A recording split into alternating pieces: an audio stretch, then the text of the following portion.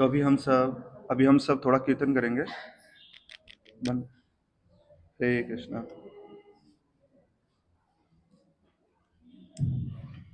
हरे कृष्णा। अभी हम सब थोड़ा देर कीर्तन करेंगे।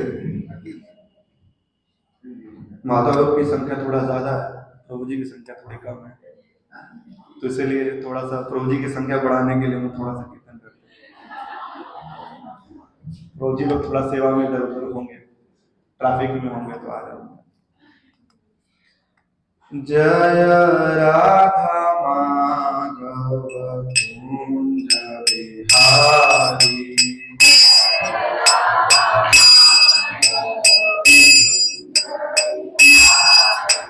जय राधा माधव कुंज बिहारी,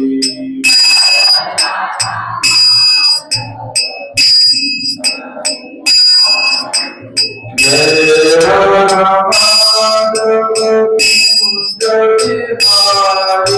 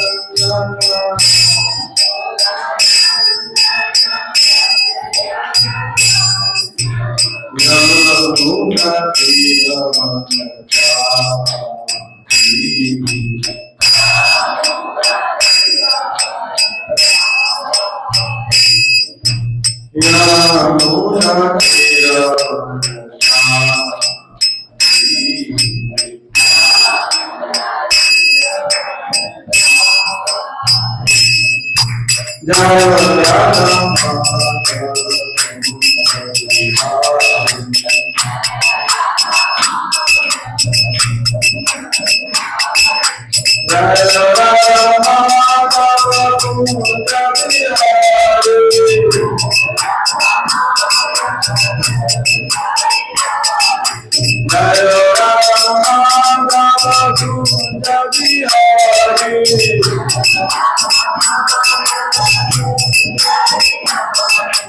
गोपी जन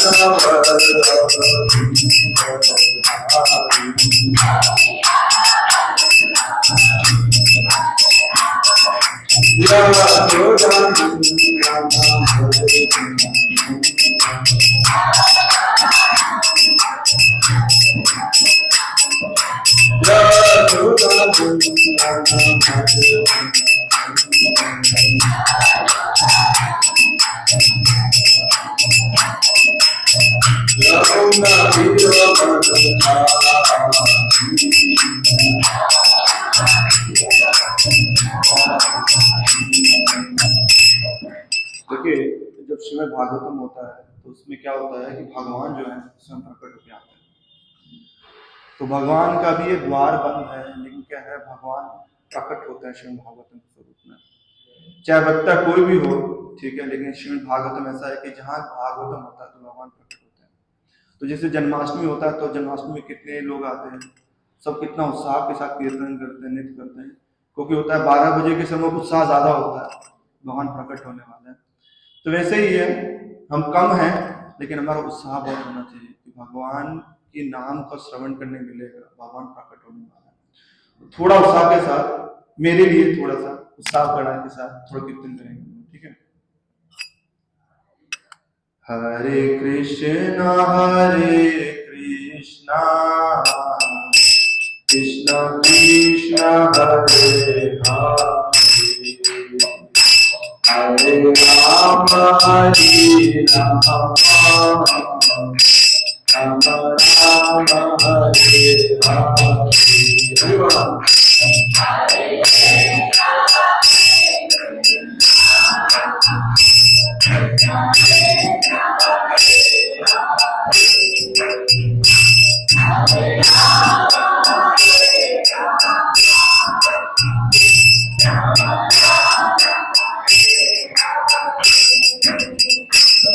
Krishna Krishna Krishna Hare Hare Hare Rama Hare Rama Rama Rama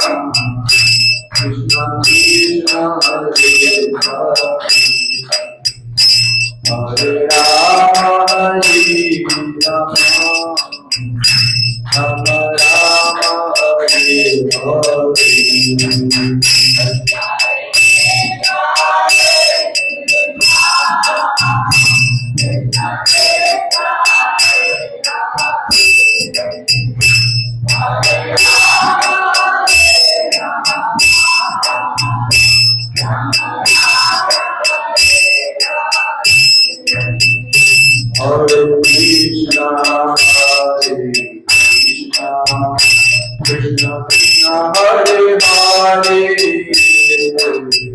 Hare Rama Hare Rama Rama Rama Hare Hare Krishna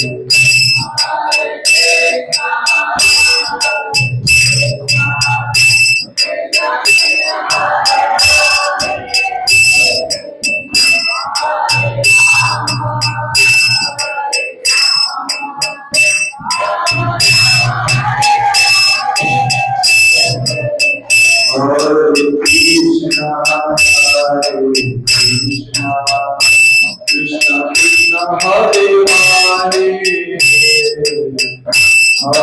Rama Hare Rama Rama Hare Hare Hare Krishna Krishna Krishna Hare Hare Hare Rama Hare Rama Rama Hare Hare Krishna Krishna Hare Hare Hare Rama Hare Rama Rama Rama Hare Hare Hare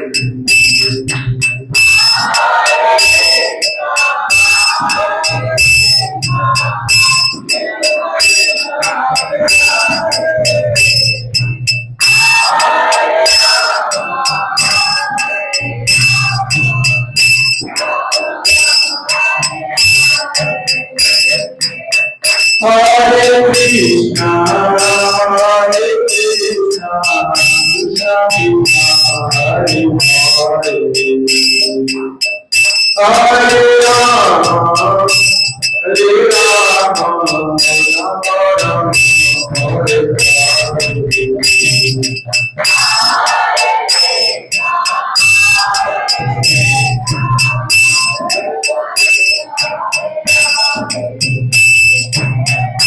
Hare Hare Hare Rama Hare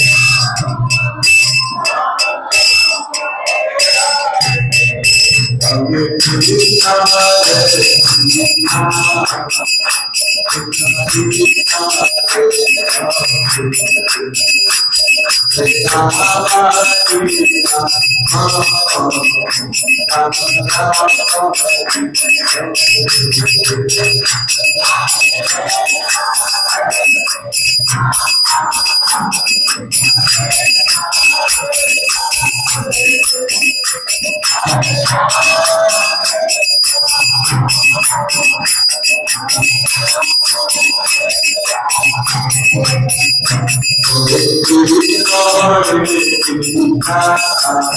Hare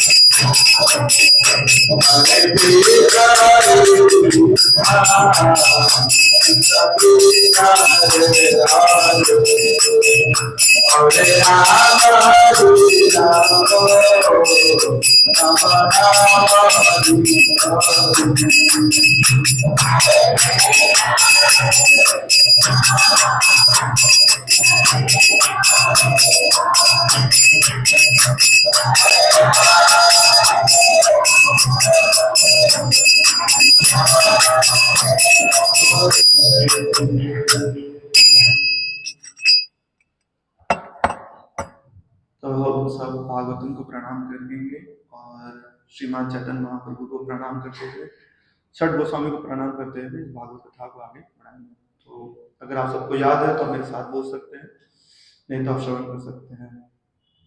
ओम नमो भगवते वासुदेवाय।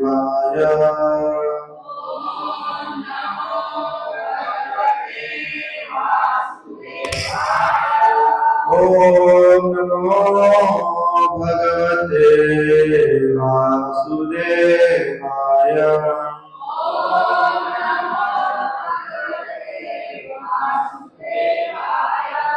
ओम नमो भगवते वासुदेवाय।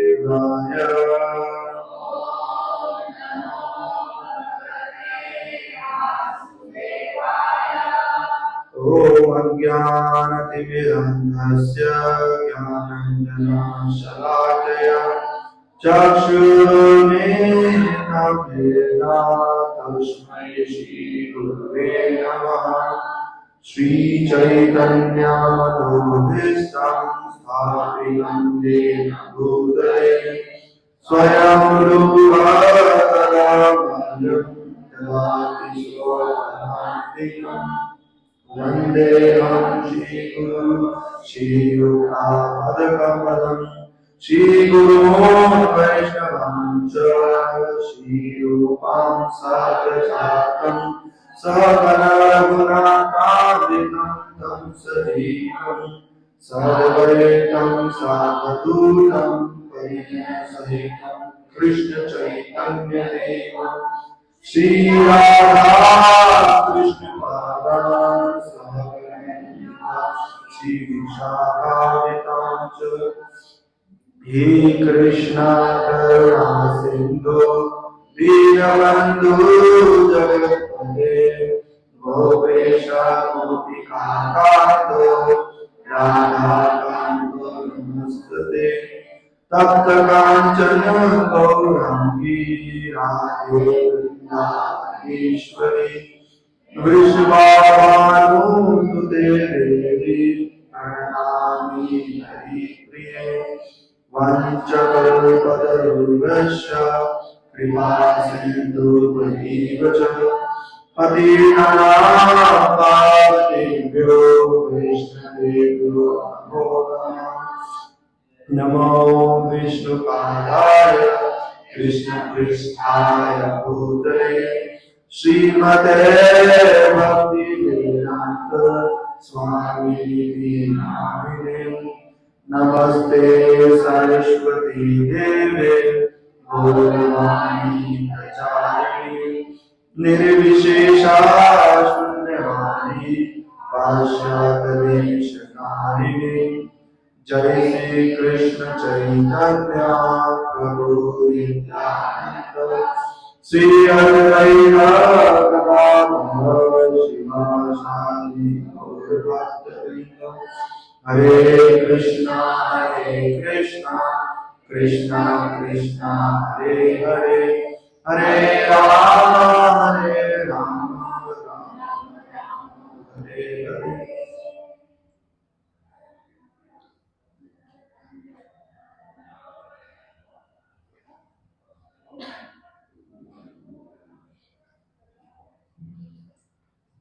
तो भागवत कथा में आए हुए समस्त प्रभुओं का धन्य प्रणाम एंड माताओं को सबसे बड़ा प्रणाम।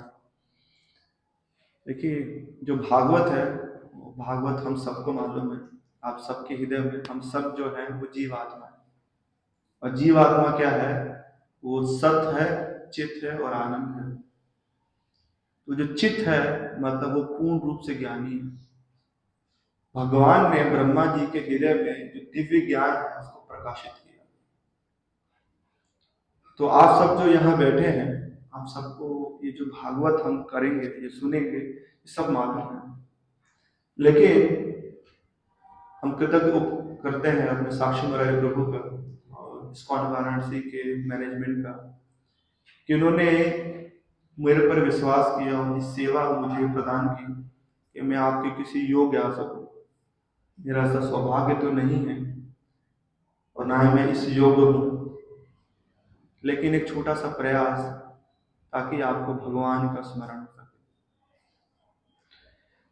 तो ये आज थोड़ा सा हम रिकैप करेंगे। मुझे पता नहीं कि इसमें आगे क्या हुआ है, तो हम इसको एक पैकेज की तरफ से आपको प्रस्तुत करेंगे। तो जैसा कि आप जानते हैं, जब श्रीमद् भागवतम को बोला गया, कथा की गई, तो समस्त ऋषि मुनि जो थे सौनक ऋषि से पूछे 6 प्रश्न। उन 6 प्रश्नों के जो उत्तर में 3 चीज प्रकट हुए। भक्त, भक्ति, भगवान।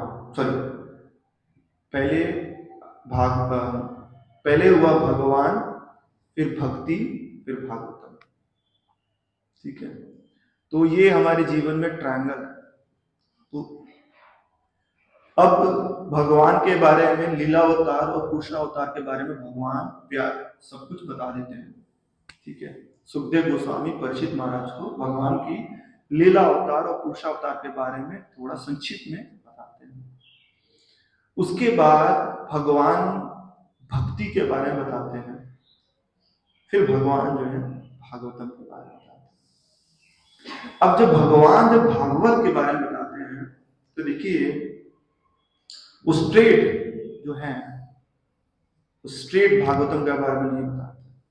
क्यों? इसका कारण है, जैसे मान लीजिए कि आप कोई एक पुस्तक पढ़ने जाते हैं, मार्केट में कोई बुक आया, तो जो बुक पे आप देखते हैं कि एक नेशनल बेस्ट सेलर 2 लाख कॉपियां इसकी विकृत हो चुकी हैं, तो आपके अंदर आता है कि ये इसका ऑथर के बारे में हम देखते हैं कि ऑथर कौन है, उसकी हिस्ट्री क्या है, ठीक है, कितना फेमस वो बुक है, कितने लोग ने उसके रिव्यूज डाले हैं, फिर आप उसको पढ़ते हैं। हम ऐसे नहीं खेल देते भले ही टाइटल कितना अच्छा हो। तो यहाँ मालूम है कि आने वाले समय जो बद्ध जीव हमारे बारे में कलयुग के बद्ध जीव हैं, ये भागवतम को जो है ये एक सामान्य ग्रंथ समझेंगे, ठीक है। व्यासदेव को, सुखदेव गोस्वामी को एक साधारण मनुष्य समझेंगे, ठीक है।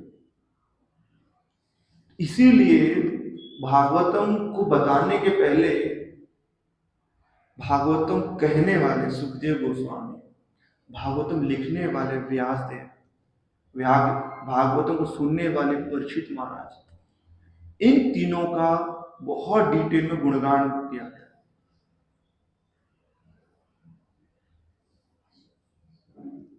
क्योंकि आज को ये किताब लिखी जाती है, एक थ्योरी लिखा, आज से 10-15 साल वो एप्लीकेबल हुआ, उसके बाद वो आपके जीवन में नहीं काम आया, ठीक है।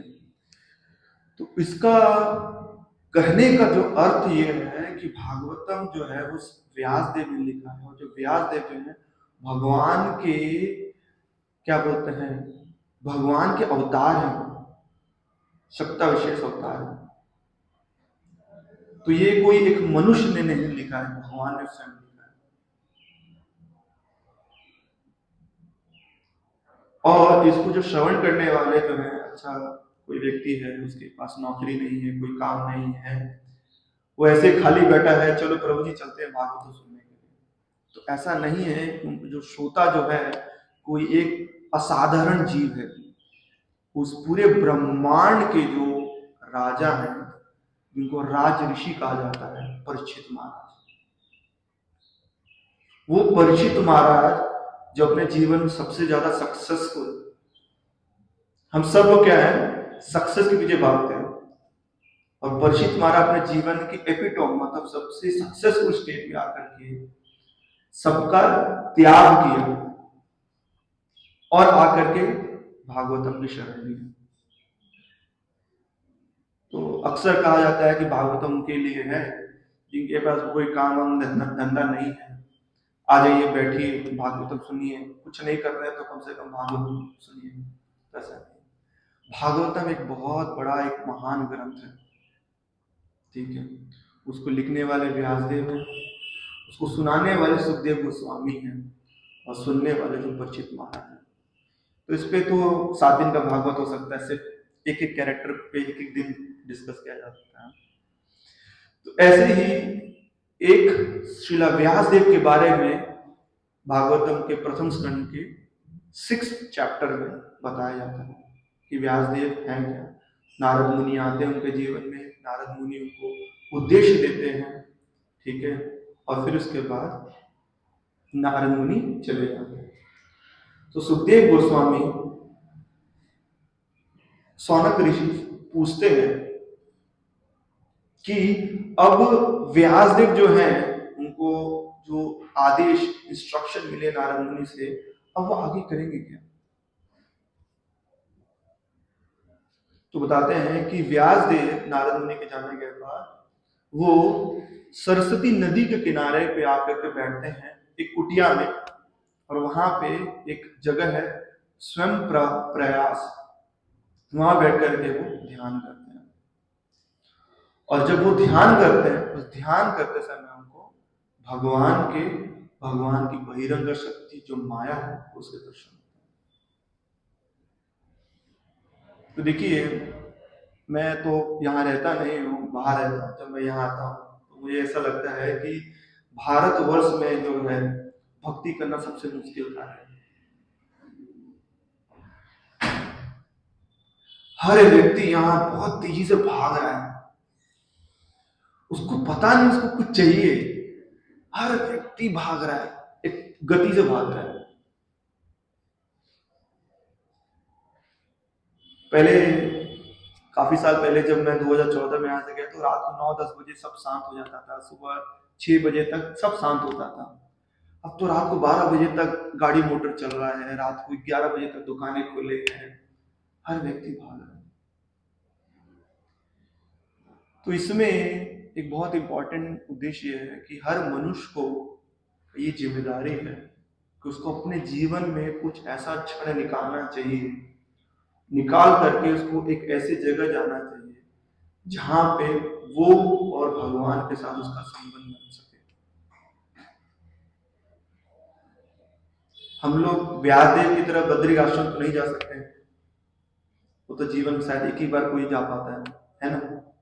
बद्रिक आश्रम तो नहीं जा सकते, ना तो कोई गांव में जाके हम कुटिया में रह सकते हैं, क्योंकि हमें तो ब्लिंकिट की और ज़ेप्टो की आदत है।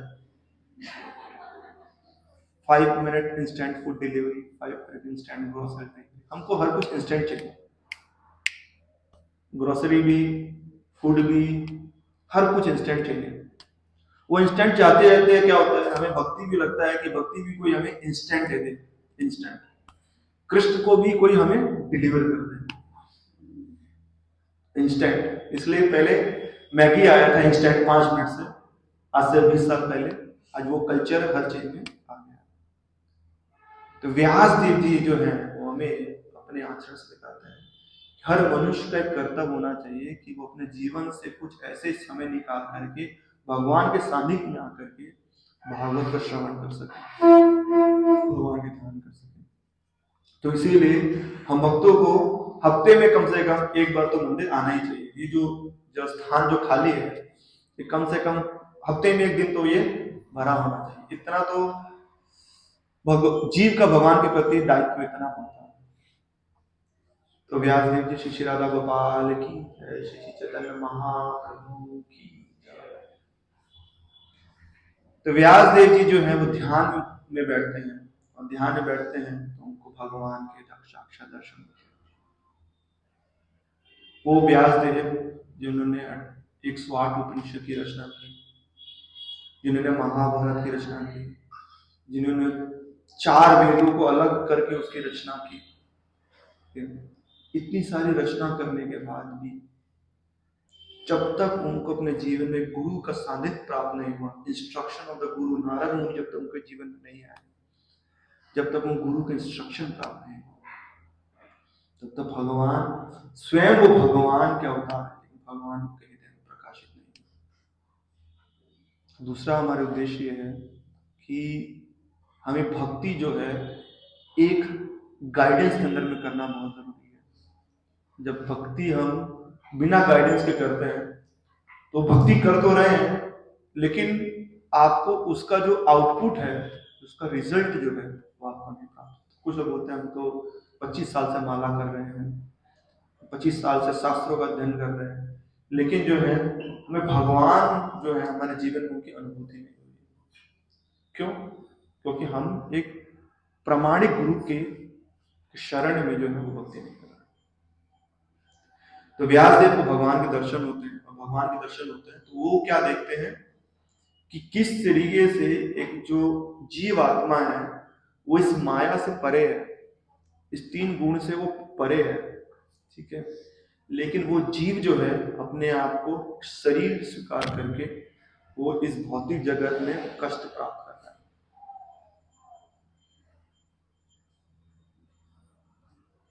तो जीव जो है वो क्या देखते हैं, उन्होंने क्या राधा कृष्ण की लीला देखी, ओ श्रीमती राधा रानी को माना गया, कृष्ण उनका मान बन, कृष्ण उनके सामने मोर बन के नाच रहे हैं। तो काफी देखेंगे जो सहीजिया प्रकृति जो है आज का काफी है, इंस्टाग्राम सोशल मीडिया में एक सो कॉल्ड भक्ति का जो दिखावा है, लोग ऐसा होता है कि आज वो आए हैं और उनको भगवान की लीलाएं प्रकट हो रही है। हर व्यक्ति जो है एक बाबा और एक सुधभक्त बन गया। तो व्यासदेव यहाँ अपने आचरण से बता रहे हैं, सर्वप्रथम उनको क्या होता है, भगवान का दर्शन होता है, और भगवान की बहिरंग शक्ति जो है माया देवी का दर्शन होता है। तो अगर कोई भक्त है वो आके आपको बोलता है कि हमें तो राधा कृष्ण मेरे लीला स्वप्न में आए थे, तो बोलना चाहिए प्रभु जी आप जाइए डॉक्टर को देखिए, ठीक है।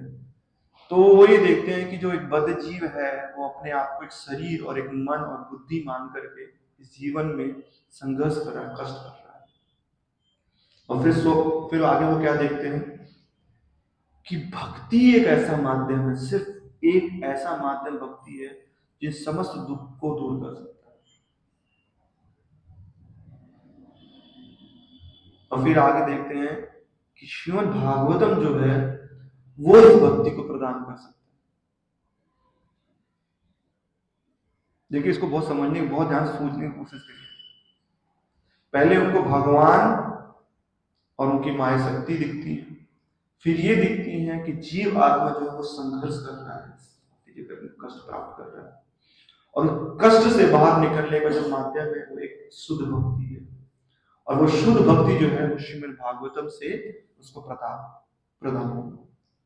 तब जाकर श्रीमद् व्यासदेव जो है वो श्रीमद् भागवतम की रचना करते हैं। और कैसे होता है वो श्रीमद् भागवतम से भक्ति कैसे प्रदान होता है उसको बहुत संक्षिप्त में एक श्लोक में बता देते हैं।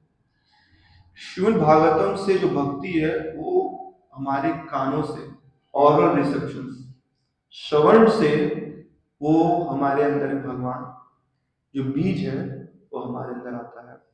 और वो जब बीज आता है तो हमारा शोक, मोह और भय, ये तीन चीज खत्म हो जाता है। शोक अपने पास्ट के लिए और मोह किस चीज के लिए, अपने फ्यूचर के लिए। और ये दोनों से हमें क्या है, भय है, बिकॉज हम अपने अतीत से शोक है, उसकी वजह से हमारे अंदर एक भय है, ठीक है। और हमारे फ्यूचर से, वर्तमान को लेकर के हमारे अंदर मोह है, उसके वजह से भय है। जैसे आजकल सबसे ज्यादा भय क्या है, प्रभु जी का भय है कि पता नहीं डिवोटी गर्ल मिलेगी कि नहीं मिलेगी, माता जी मिलेगी कि नहीं मिलेगी, माता जी पता नहीं वो माया होंगी कि भक्त होगी, ठीक है। और माता लोग का कष्ट क्या है, पता नहीं डिवोटी लड़का मिलेगा कि नहीं मिलेगा, घर परिवार चलाएगा कि नहीं चलाएगा, वैरागी हो गया नहीं हो गया। तो देखिए ये एक मोह है, लेकिन इससे क्या भय उत्पन्न होता है। कोई चीज की जब रचना की जाती है, जैसे साइंटिस्ट हैं, कोई भी चीज की रचना करते हैं, उन्होंने देखा, बहुत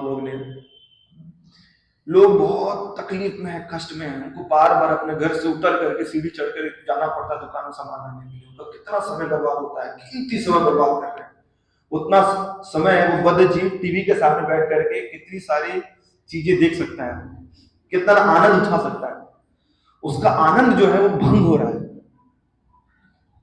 तो उन्होंने कितनी अच्छी चीज बनाई, एक ब्लिंकिट बनाया, ब्लिंकिट, जितने देर में आपकी आंख की पलक झपकेगी उतने देर में आपके गेट पे आपको डिलीवर हो जाएगा।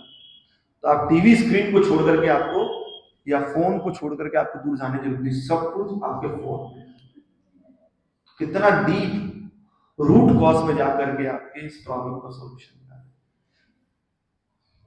है ना प्रभु।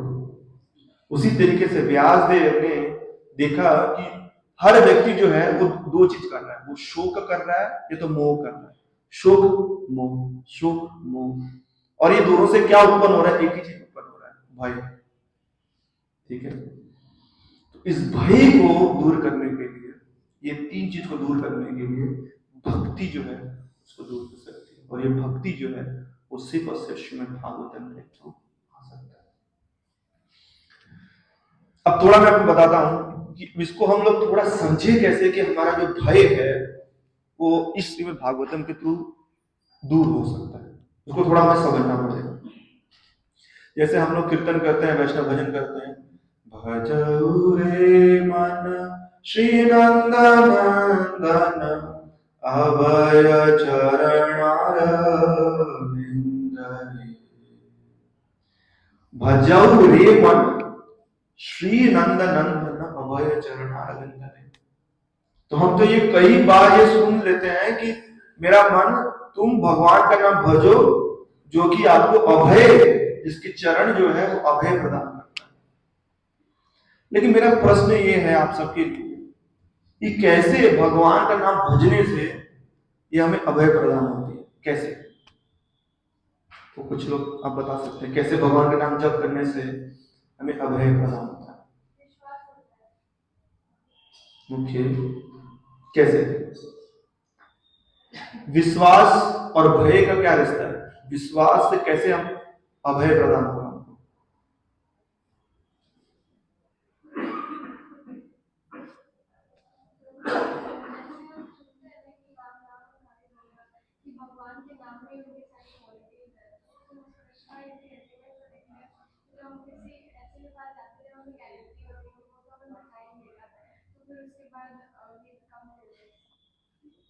ओके, आपका प्रश्न, आपका आंसर सही है, बट आपने रीजन दिया, कॉज नहीं दिया। देखिए, तीन चीज होता है भक्ति में, एक चीज समझ लीजिए, तीन चीज को समझना बहुत जरूरी है हर चीज के, कॉज, रीजन एंड इफेक्ट। आपने रीजन दिया, कॉज और इफेक्ट को तीनों को मिला करके मैं चाहता हूं कि बताइए किस, अब सोचिए ना कि हम पूरे ब्रह्मांड सबको बोलते हैं आप भागवत का श्रवण करिए, आपको अभय प्रदान होगा। वही व्यक्ति भागवत गीता करने के बाद घर जाता है, उसको पूछता है भागवत गीता में कितने लोग आए थे, कुछ चंदा उंदा आया कि नहीं है, कुछ डोनेशन आया कि नहीं है, वो खुद मोह में फंस जाता है। ठीक है, या तो सोचेगा कि अरे इतना बड़ा प्रयोजन के लोग आए नहीं, फिर शो में फंस जाता है। तो मेरा प्रश्न यह है कि किस तरीके से यहाँ पे व्यासदेव बता रहे हैं कि भागवत श्रवण करने से हमारा शोक, मोह और भय दूर होता है। तो ये भय कैसे दूर होता है, साइंटिफिकली बताइए, प्रयास करिए, कोई दिक्कत नहीं है। माता जी का प्रश्न, आंसर जो है एकदम सही है, बताइए। प्रभु जी, आपको कोई प्रयास करना है, आपको ये चैट जीपीटी में नहीं मिलेगा तो आप उसको ढूंढने का प्रयास करें। किस तरीके से भगवान का नाम श्रवण करने से हमें अभय प्रदान होता है? जिसको प्रयास करिए, सब आंसर सही है, कोई गलत नहीं है।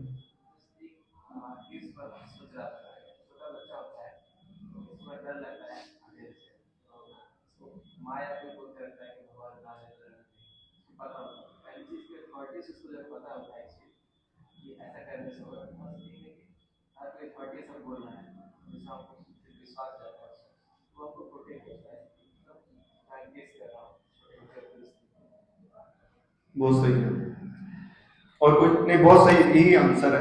और कोई बताएगा प्रभु जी? देखिए, अब मैं 5-6 देश में, कनाडा में रहता, तो वहां पे क्या है कि आपको ड्राइविंग लाइसेंस रखना मैंडेटरी है। बिना ड्राइविंग लाइसेंस के अगर आपने गाड़ी अपने गैराज से निकाल दी तो आपको $500 का चालान लगता है। कहीं भी किसी भी सिग्नल में आपको अगर कोई पुलिस भी पकड़ लेता है तो $500 का चालान है। देखिए, गाड़ी चलाना आता है, हम अपने बच्चों के लिए सब जगह लेके जाते हैं। एक बार क्या हुआ कि मैं घर से निकला बहुत जल्दी में, मैं अपना पर्स भूल गया, और मैं गाड़ी चलाते समय याद आया, अचानक से मैं रोड पे आया, मुझे याद आया कि अरे मैं पर्स भूल गया। सेम वही रोड, सेम वही गाड़ी, सेम वही स्पीड लिमिट, ठीक है, लेकिन मेरे हाथ जो है वो काम कर रहा है, डर लग रहा है, मेरा मन बार बार बोल रहा है कि मेरे पास लाइसेंस नहीं, मेरे पास लाइसेंस नहीं। मुझे गाड़ी चलाना आता है इसलिए मुझे लाइसेंस मिला, लेकिन लाइसेंस है इसके लिए मेरा विश्वास है, मेरे अंदर भय नहीं है। तो वो जो लाइसेंस है, जो एक प्लास्टिक का कार्ड है, उसके ऊपर लिखा होता है कि इस लाइसेंस को किसने इशू किया है, उसकी स्टार्ट क्या है, उसकी एक्सपायरी क्या है, और ये व्यक्ति किस तरीके की गाड़ी वाहन चला सकता है।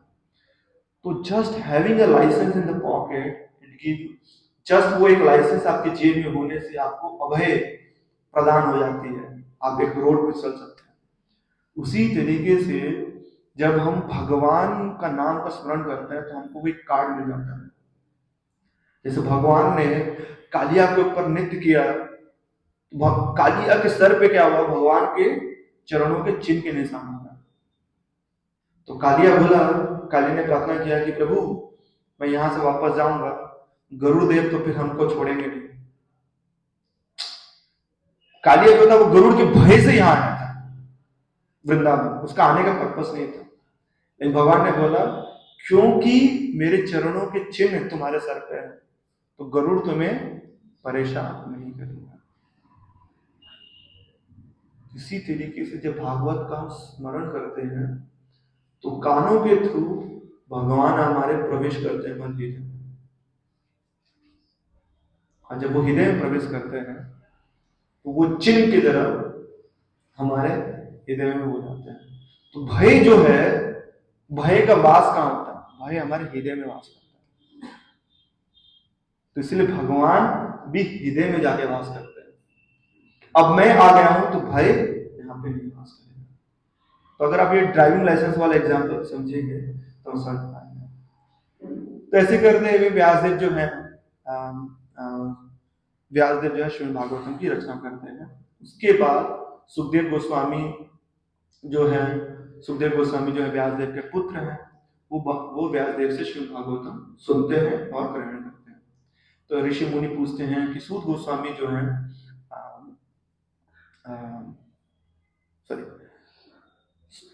ऋषि मुनि सूत गोस्वामी से पूछते हैं कि भगवान सुखदेव गोस्वामी जो है भगवान के परम भक्त हैं, शुद्ध भक्त हैं, उनको भागवतम सुनने की क्या जरूरत है? हम सोचते हैं ना कि माला कर लीजिए प्रभु जी, बस एक बार भगवत धाम चले जाएंगे तो माला करने की आवश्यकता नहीं है। ये थोड़ा ड्यूटी है ना, ये थोड़ा सा ऐसा लगता है तो कुएं से पानी उतार रहे हैं। कुएं से पानी निकालने वाला कार्य जो है, पशु उठो कुएं से पानी निकाल लो, ऐसा लगता है ना। माला नहीं, ऐसा लगता है जप कर, ऐसा लगता है कि हम लोग कुएं से पानी निकाल रहे हैं।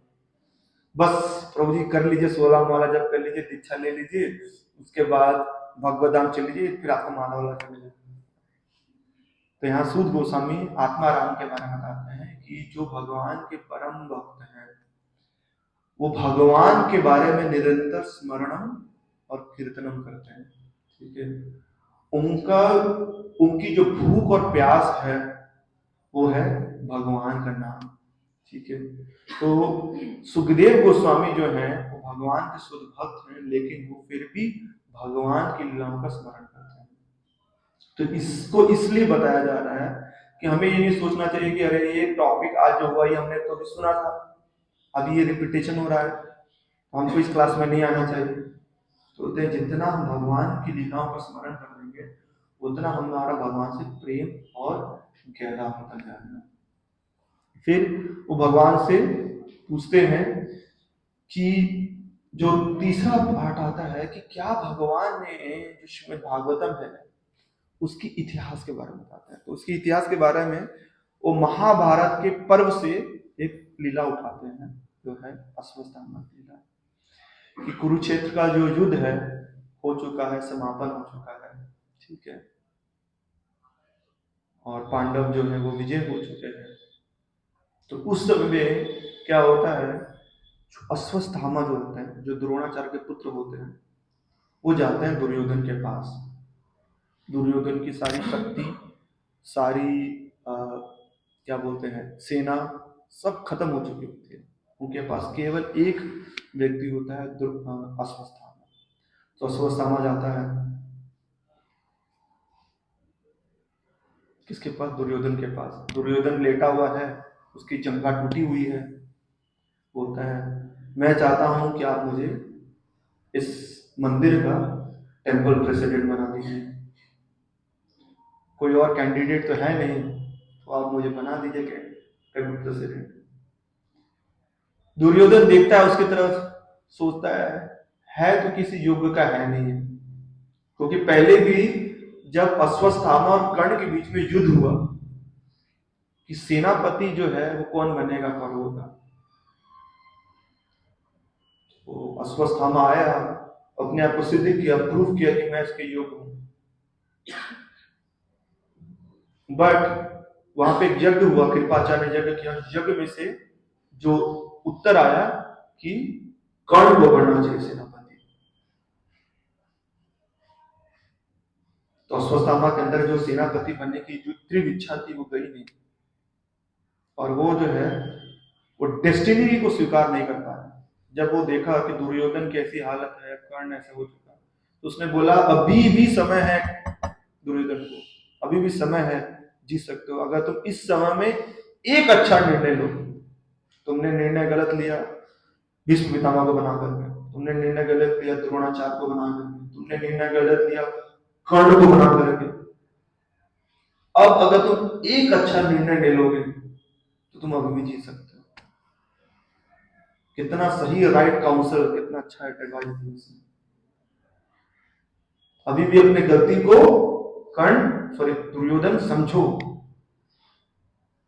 दुर्योधन सोचा कि अब सब कुछ खत्म तो है ही, चलो एक अंधेरे में तीर चला देते हैं।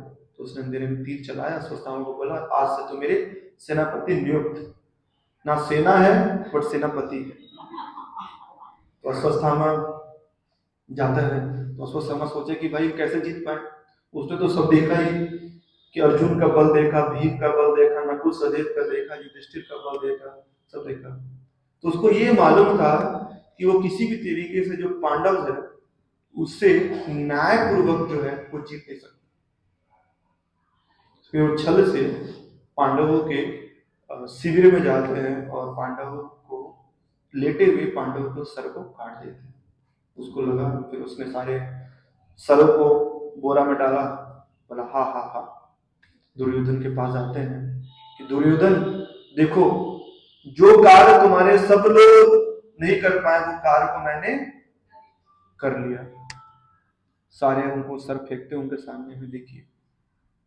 तो बोले मुझे बाकी से नहीं, मुझे भीम का सर चाहिए। तो जब देखते हैं तो देखते हैं इसमें कि ये 5 पांडव नहीं, 5 पांडव के पुत्रों का सर होता है। तो इसमें आचार्य बताते हैं कि जब हम द्वेष से भरे होते हैं, जब हम क्रोध से भरे होते हैं, जब ईर्ष्या से भरे होते हैं, तो हम जो होते हैं वो पागल हो जाते हैं, mad, we become blind and mad. हम अंधे और मैड को हिंदी में क्या बोलेंगे, पागल हो जाते हैं। उसको ये नहीं समझ में आया कि 5 पांडव नहीं, 5 पांडव के पुत्र हैं जिनका उसने सोते हुए उसने काटा।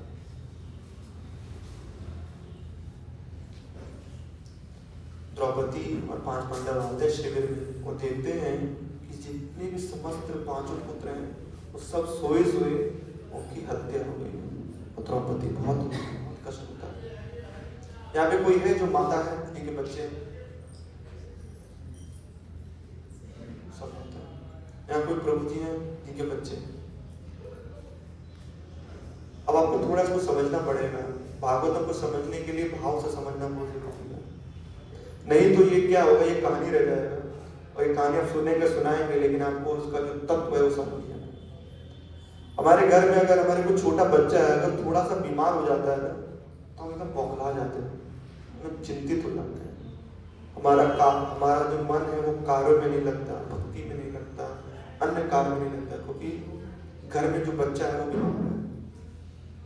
तो यहाँ पे जो द्रौपदी है उसके सामने उसके 5 युवा पुत्र जो है सर से धड़ अलग कर दिया गया है और वो क्रोधन कर रही है, रो रही है।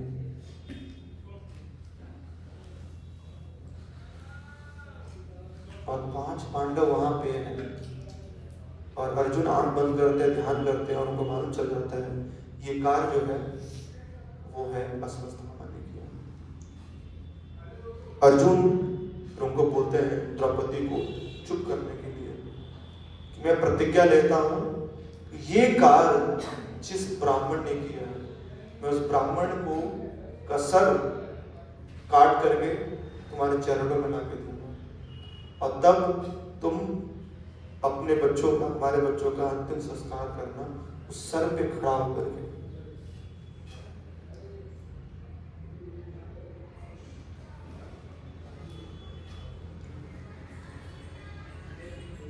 अर्जुन ने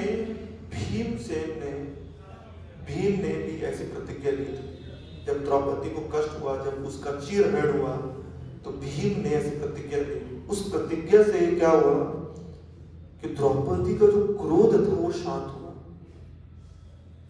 लेकिन उस समय जो द्रौपदी का जो कष्ट था वो द्रौपदी के लिए था, उसका अपमान हुआ था, उसका चीरहरण हुआ था। तो भीम ने ये देख करके प्रतिज्ञा ली, उस प्रतिज्ञा से उसका क्रोध शांत हुआ। लेकिन इस बार द्रौपदी की बात नहीं है, द्रौपदी की पुत्रों की और कष्ट है। तो अर्जुन को समझ में नहीं आया कि करना क्या चाहिए सब। इतना दुख है, इतनी विपदा पड़ पड़ी है। उसको लगा कि जिस तरीके से भीम ने प्रतिज्ञा लिया द्रौपदी का क्रोध शांत हो जाए, उस तरीके से अगर मैं प्रतिज्ञा लूंगा तो द्रौपदी का क्रोध शांत होगा। इस समय द्रौपदी क्रोधित नहीं थी। देखिए एक स्त्री के स्वभाव को बताया गया है इसमें। इस समय द्रौपदी को अपने स्वाभिमान, अपने सम्मान की बात नहीं थी। इस समय द्रौपदी को पीड़ा है, कष्ट है, अपने पुत्रों से विरह है। तो वो ये सुन भी नहीं पाती है कि अर्जुन ने क्या प्रतिज्ञा लिया, और अर्जुन निकल पड़ते हैं अश्वत्थामा को पीछे। अश्वत्थामा के पीछे जाते हैं, अश्वत्थामा के पीछे भागते हैं और अश्वत्थामा भागता है। एक समय ऐसा आता है कि अर्जुन बहुत अश्वत्थामा के बहुत करीब आ जाते हैं और अश्वत्थामा समझ जाता है कि मैं कितना ही भागूंगा, मैं बचूंगा नहीं। तो दूसरा गलती, जब कोई पागल और अंध हो जाता है द्वेष में, तो अश्वत्थामा ने ब्रह्मास्त्र को छोड़ देते हैं। ब्रह्मास्त्र, न्यूक्लियर वेपन। एक अर्जुन को मारने के लिए एक ब्रह्मास्त्र को छोड़ देते हैं। ब्रह्मास्त्र क्या होता है? जिससे कि पूरी की पूरी ब्रह्म का जो ब्रह्मांड है उसका अंत हो सकता है, उसको ब्रह्मास्त्र कहते हैं। इतना शक्ति होता है उसके अंदर। किसी एक अर्जुन को मारने के लिए ब्रह्मास्त्र छोड़ देते हैं कि कम से कम मैं बच सकूं। अब यहाँ पे बहुत अच्छा एक संदर्भ आता है। तो भगवान जो ब्रह्मास्त्र छोड़ते हैं, तो ब्रह्मास्त्र जो है पूरे आसमान पे दिखता हुआ एक तेज की तरह जा रहा है, और अर्जुन, भगवान जो है अर्जुन का रथ चला रहे हैं, और भगवान से देखते हैं, उनको समझ में नहीं आता कि हो क्या रहा है। लेकिन ये भी सेम वही परिस्थिति हो रही है जो कुरुक्षेत्र में अर्जुन कंफ्यूज हो जाते हैं, bewildered हो जाते हैं, करना क्या। तो वो भय हो जाता है। तो बोलते हैं कि कृष्ण कृष्ण महाभाव भक्ता नाम अभयंकरा त्वम एको दयामानम अपरवंशी संस्कृतः, कि हे वासुदेव, हे कृष्ण महाभाव, ठीक है, आप समझ शक्तिशाली हैं, मुझे पता नहीं क्यों ये भय अनुभव हो रहा है, ये क्या कारण है। आप जो भक्तों को अभय प्रदान करने वाले हैं, आप मेरे साथ हैं, स्वयं हैं, और मुझे क्यों ऐसा कष्ट का अनुभव हो रहा है। तो यहाँ भी ये प्रार्थना है।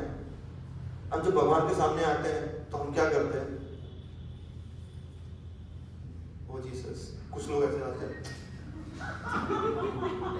तो मैं कभी भी देखता हूँ मंदिर में आते हैं, वो उंगली को छूते हैं, कोई ऐसे करते हैं, कोई ऐसे करते हैं, ठीक है, कुछ ऐसे आते हैं, ऐसे करते हैं, कुछ आते हैं रोबोटिक्स की तरह लेटते हैं, रोबोटिक्स से खड़े होते हैं, फिर चले जाते हैं। तो यहाँ अर्जुन हमें अपने आचरण से सिखाते हैं कि जब भगवान के सामने आए तो हमें क्या करना चाहिए। तो पहली चीज, हमें अपनी दीनता, दुर्बलता जो भगवान के सामने एक्सपोज करनी चाहिए कि भगवान, मैं इतना बड़ा मूर्ख हूँ, मैं इतना बड़ा अज्ञानी हूँ, ठीक है, मैंने ऐसे ऐसे कार्य किए, ऐसे ऐसे 3 कार्य किए, ठीक है। तो अर्जुन यहाँ पे अपनी निर्बलता बता रहे हैं कि आप साक्षात मेरे साथ भी हैं जो अभय प्रदान करते हैं, लेकिन फिर भी मुझे ऐसा दुख का क्यों अनुभव हो रहा है, मिजरीज क्यों अनुभव हो रहा है। फिर दूसरी चीज में भगवान को भगवान करते हैं। भगवान, आप आदि पुरुष हैं, आप समस्त नियंत्रण करने वाले हैं, ठीक है, आप इस तत्व से, भौतिक तत्व से जो है वो अभिन्न है, ठीक है। देखिए क्या होता है कि जैसे अब इंडिया में, तो थोड़ा इंडिया वाला एग्जांपल देते हैं। जैसे अभी आप कभी कोई कार्य करना है, सरकारी ऑफिस में जाते हैं, तो सरकारी ऑफिस में काम लटक रहा है, तो आप उनको बोलेंगे, अरे सर आप, वो प्यून भी होता है तो उसको बोलेंगे, अरे सर आपके पास तो बहुत पावर है, अरे आप एक बार खाली हाँ बोल देंगे कि फाइल यहाँ से वहां चला जाए, ठीक है। सर इशारा करेगा चाय पानी का, आप समझेंगे नहीं। अरे सर आपको क्या जरूरत है सर, आप तो आपके सब लोग यहाँ पे सारे डिपार्टमेंट वाले आपको सुनते हैं। प्यून है ना, वो हर डिपार्टमेंट में जाता है, फाइल में बाता रहता है, सब लोग आपको बात सुनते हैं। तो ये हो गया चापलूसी। एक चापलूसी में भी प्रोसेस वही है कि आप उनके पास जाते हैं तो सर मेरा ये काम नहीं होगा, मेरे बच्चे का एडमिशन नहीं होगा, ये कंस्ट्रक्शन रुक जाएगा, ये काम रुक जाएगा। तो भगवान के पास जब हम आते हैं तो पहले हमें अपनी दीनता लेके आना चाहिए, पकड़ के दीनता के साथ भगवान, हे श्री राधा गोपाल, मेरे जीवन में ऐसी कार्य है, मेरा मन इतना मलिन है, इतना कष्टों से है। दूसरा, भगवान आप आदि पुरुष हैं, आप सब नियंत्रण करने वाले, you are the cause of all cause. फिर भगवान से तीसरा बोलते हैं कि आप इतना होने के बाद भी बहुत कृपालु हैं, यू आर ऑल मर्सीफुल, ठीक है, आप मुझ पे कृपा करिए। फिर भगवान से बोलते हैं कि आपका एक ड्यूटी है, आप आए हैं धर्म की रक्षा करने के लिए और भक्तों की रक्षा करने के लिए। देखिए भगवान, मैं आपको अगर आपके रोल्स एंड रिस्पॉन्सिबिलिटी बताऊंगा बोले मुझे समझा रहा है, मुझे करना है, you are teaching how to do, अब बुरा लगेगा। लेकिन यहाँ भगवान को अर्जुन बता रहे हैं कि प्रभु आप जो आए हैं भक्तों का की रक्षा करने के लिए, उद्धार करने के लिए। तो मेरे अंदर में जो भय उत्पन्न हो रहा है, ये उत्पन्न नहीं होना चाहिए। मेरा हृदय अभी भी गीता सुनने के बाद अभी भी कहीं ना कहीं दुर्बलता है, क्योंकि ये कुरुक्षेत्र के बात हो रहा है ना, कुरुक्षेत्र के बात तो बोलते हैं फुल सरेंडर, लेकिन बोल रहे हैं कि अभी मेरे दुर्बलता है, मेरे अंदर अभी भी अनर्था जो है वो है। ये अनर्था जो है जिसकी वजह से मैं आप पे पूर्ण समर्पण नहीं हूँ, और मेरा ये पूर्ण समर्पण नहीं होने की वजह से मुझे ये भय उत्पन्न हो रहा है। तो आप ये मत सोचिए कि मैं लिबरेटेड हो गया, अभी भी आपको मेरा रक्षा करनी है। तो कृपा करके ये बताइए कि आसमान में हो क्या रहा है, ऐसे बोलते हैं। तो भगवान समझ जाते हैं, तो भगवान बोलते हैं कि मूर्ख अश्वत्थामा ने तुमसे बचने के लिए इसने ब्रह्मास्त्र को छोड़ा है। अब देखिए भगवान रथ चला रहा है बहुत तेजी से, और अर्जुन बैठे हुए पीछे। ये जो है ना, ये थोड़ा भगवत गीता को सोचिए। गीता में क्या हुआ, भगवान खड़े हैं, रथ खड़ा है और भगवान खड़े होकर उपदेश दे रहे हैं।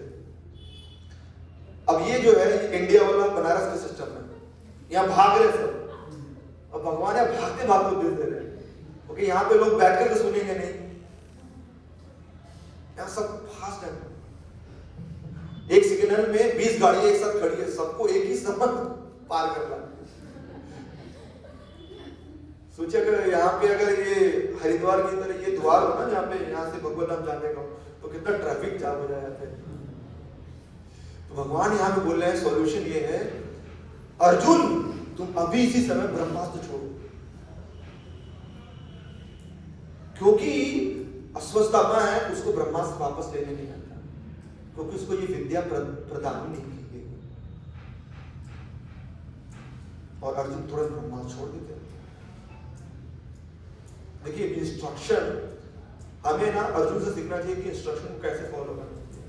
देखिए अभी आगे भी आएगा, अर्जुन क्वेश्चन भी करेंगे, लेकिन यहाँ अर्जुन क्वेश्चन ही करते हैं, क्योंकि यहाँ अर्जुन को अपनी दीनता मालूम है। यहाँ मालूम है कि भगवान अब हमें बोल रहे हैं, इंस्ट्रक्शन दे रहे हैं कि ये करना है।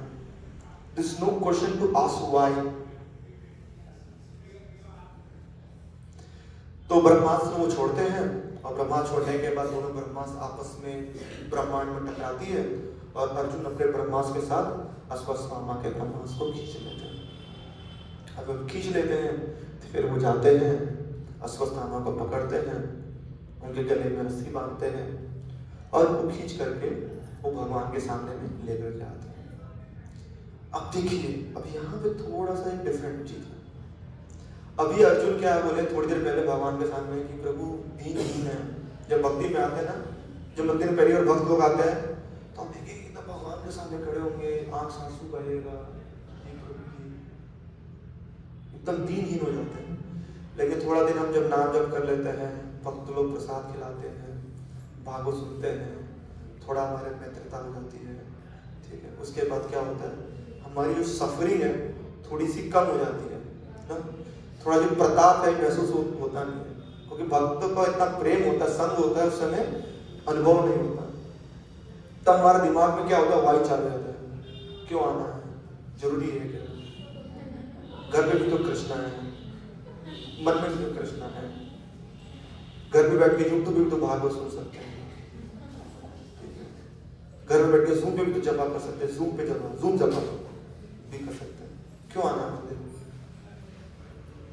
वही सेम राधा गोपाल जी तो है, वही लाइफ में वैसे दिखते हैं। तो यहाँ पे अब भगवान उनको बोल रहे हैं, तुम अभी इसी वक्त जो है अश्वत्थामा को मार दो, क्योंकि ये ब्रह्म बंधु है, यू किल्ड हिम इमीडिएटली। भगवान इसके कारण बताते हैं कि एक युद्ध, he is careless, intoxicated, insane, क्योंकि युद्ध में आप रात को युद्ध नहीं करते, रात के समय दोनों पार्टी एक साथ बैठ करके सब एक समान है, रात को कभी युद्ध नहीं होता, ठीक है। दूसरी बात, ये सोते हुए अटैक किया गया। तीसरा, इट्स नॉट अ युद्ध, इट्स लाइक अ मर्डर, ठीक है। तो बिकॉज, क्योंकि उसने ऐसा ये कार्य किया है, ये ब्रह्म बंधु है और इसकी प्राण को तुरंत हर लेना चाहिए, शुड बी किल्ड इमीडिएटली। लेकिन अर्जुन क्या, जब भगवान ने पहले ब्रह्मास्त्र के बारे में बोला, ब्रह्मास्त्र छोड़ दो, तो अर्जुन ने छोड़ा, जिस अब वाई आता है, क्योंकि दुख निकल चुका ना, भगवान ने संकट से बचा दिया, तो वाई निकल गया, प्रभु क्यों। भगवान बोले जा रहे, तुम अश्वत्थामा को मारो, अश्वत्थामा को मारो, और अर्जुन साथ में लेके जा रहा है, नहीं, हमने तो अपनी भार्या को, अर्धांगिनी को वचन दिया, हमको वो वचन पूरा करना है। I have to please my wife first before I have to please Krishna. पहले जब कष्ट होता है तो भगवान हमारे लिए संपूर्ण, जब हमारा जीवन दुख से बाहर निकल जाता है तो सब हमारे लिए इंपॉर्टेंट हो जाते हैं, राधा गोपाल जी हमारे लिए सेकेंडरी हो जाते हैं। तो ये देखिए, यहाँ पे ऐसा नहीं है कि जो अर्जुन एक बद्ध जीव है, ये भगवान एक लीला करते हैं हम सबको एक उद्देश्य देने के लिए कि एक बद्ध जीव कैसा व्यवहार करता है, ठीक है। तो भगवान को समझ में आ जाता है, भगवान बोलते हैं, तुमने प्रॉमिस किया है द्रौपदी को कि तुम उस ब्राह्मण की हत्या करोगे, तुम उस अश्वत्थामा की हत्या करोगे, तो कम से कम उसके लिए तुम करो। देखिए भगवान की दीनता यहाँ चालू है, पहले अर्जुन की दीनता थी, अब यहाँ भगवान दीनता कर रहे हैं, अरे फॉलो माय इंस्ट्रक्शन, कम से कम नहीं तो मेरे लिए, नहीं तो अपनी पत्नी के लिए तो कर लो, उसको वचन दिया, ठीक है। क्योंकि एक मर्डरर है और इस मर्डरर है, साथ में इसने अपने मास्टर दुर्योधन को भी खुश नहीं रखा,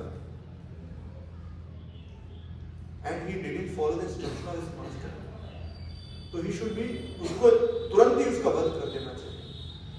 तो ऐसा करके करते करते अर्जुन जो है, यहाँ भगवान जो है अपने भक्त की परीक्षा करते हैं। यहाँ पे हमारे आचार्य बताते हैं कि जब आप शुद्ध भक्ति के मार्ग में होते हैं तो जैसे जैसे भक्ति में आप आगे बढ़ते रहते हैं तो वैसे वैसे आपकी परीक्षा जो है वो टफ होती रहती है। तो यहाँ भगवान जो है वो अर्जुन की परीक्षा ले रहे हैं कि अर्जुन कितना भगवद गीता को समझे हैं। सिर्फ क्लास में बैठे हैं, झपकी ले रहे थे, यहाँ किया, दूसरे का नकल मार के क्विज पास कर दिया, प्रभु सर्टिफिकेट ले लिया, इसको समझे हैं। तो इसीलिए उनके सामने ऐसी परिस्थिति खड़ा करते हैं कि इसको समझ सकें कि वो गीता को समझे हैं कि नहीं। तो यहाँ पे उनका धर्म परीक्षा होता है। तो अर्जुन के साथ क्या होता है, क्योंकि अर्जुन महाभारत युद्ध इसलिए नहीं लड़ना चाहते, उनके सामने उनके गुरु थे, उनके पितामह थे, तो उनके दुर्बलता भी थी, लेकिन भगवान की वजह से उनको ये दिव्य ज्ञान प्राप्त हुआ और वो युद्ध कर सके। और वही दीनता उनके पास दोबारा आती है जब वो अश्वत्थामा को पकड़ते हैं। तो उनको ये नहीं लगता है अश्वत्थामा को पकड़ रहे हैं, उनको समझ में आता है कि मैं ये द्रोण पुत्र, मेरे गुरु के पुत्र अश्वत्थामा को मैं पकड़ा। वो ये नहीं सोच रहे कि मैं ये एक मर्डरर को पकड़ा, एक ब्रह्म बंधु को पकड़ा, मैं एक ब्राह्मण को पकड़ा। तो वहां पे एक दुर्बलता आ जाती है। भगवान उसकी फिर उस दुर्बलता को टेस्ट करने के लिए ऐसा कहते हैं। फिर अर्जुन पहुंचते हैं, अर्जुन पहुंचते ही द्रौपदी के चरणों में अश्वत्थामा को डाल देते हैं। अब यहाँ द्रौपदी के स्वभाव के बारे में बताया गया है कि द्रौपदी जो है एक स्त्री का स्वभाव क्या होना चाहिए उसको दर्शाया गया। तो स्त्री जो है वाम स्वभाव की होती है, ठीक है। उसका कार्य जो होता है उसको सबको आदर देना है। अब एक माता है, अपने समस्त पुत्रों को, उसके 5 पुत्र थे, समस्त पुत्र जो है मर चुके हैं। अभिमन्यु के बाद 5 ये समस्त पुत्र जो है कोई है ही नहीं आगे की जनरेशन चलाने के लिए। उस पीड़ा में, उस कष्ट में है, पीड़ा कष्ट में भी जैसे अश्वत्थामा को वो सामने फेंकते हैं, वो आदर से उनको प्रणाम करते हैं कि हे ब्राह्मण, मुझे आप मेरा प्रणाम स्वीकार करिए। यहाँ श्रील प्रभुपाद बड़ा अच्छे बताते हैं कि हम कितने भी जीवन में क्रोधित हो, द्वेष हो, ठीक है, कितनी भी विपरीत परिस्थिति हो, हमें आदर जो है वो नहीं छोड़ना चाहिए। वैष्णव का जो स्वभाव है, आभूषण जो है वो है उसका एटिकेट्स। एटिकेट सबसे सर्व आता है गिविंग योर रिस्पेक्ट, आदर देना बहुत जरूरी है। तो यहाँ पे द्रौपदी जो है वो उनको आदर देती है, क्योंकि वो जो भी कुछ है वो अभी भी ब्राह्मण, ठीक है। दूसरा वो बताती है कि जब उनके गले में जो वो रस्सी देखती है कि एक पशु की तरह रस्सी बांधा हुआ, रस्सी से उनको खींच करके अर्जुन ने लेके आए और उनको पशु की तरह उनके सामने फेंक दिए, तो द्रौपदी तुरंत बोलती हैं, छोड़ दो इनको, छोड़ दो इनको, छोड़ दो इनको। वैसा इसलिए कहती हैं कि धर्म के हिसाब से एक ब्राह्मण जो है उसको एक पशु की तरह नहीं बांधना चाहिए।